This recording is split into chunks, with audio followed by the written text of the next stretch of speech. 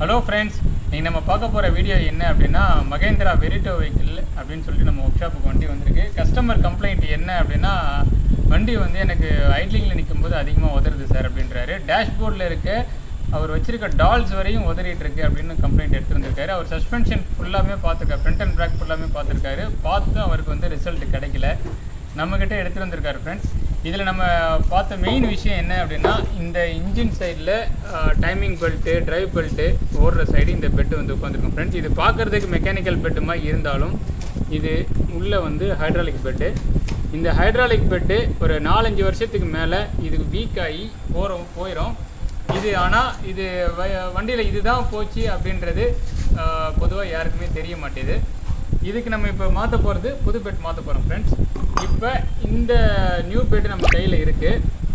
இது நம்ம சேஞ்ச் பண்ண போகிறோம். ரப்பரோட இது வந்து உங்களுக்கு ஆட்டினா கூட டைட்டு, செம்ம டைட்டாக இருக்குது. ப்ளஸ் இதோட ஆயில் ஃபங்க்ஷனிங் பார்த்தீங்கன்னா உங்களுக்கு நல்லாவே தெரியுது. உங்களுக்கு ஒரு ப்ரெஸ்ஸிங் கூட ஆகலை. ஃப்ரெண்ட்ஸ், இதே நம்ம பழைய பெட்டை எடுத்துக்கணும் அப்படின்னா இங்கே பாருங்கள், இது நல்லாவே பபுள் மாதிரி வந்து போயிடுச்சு. அப்படின்னும் போது இந்த பெட்டு போயிடுச்சு.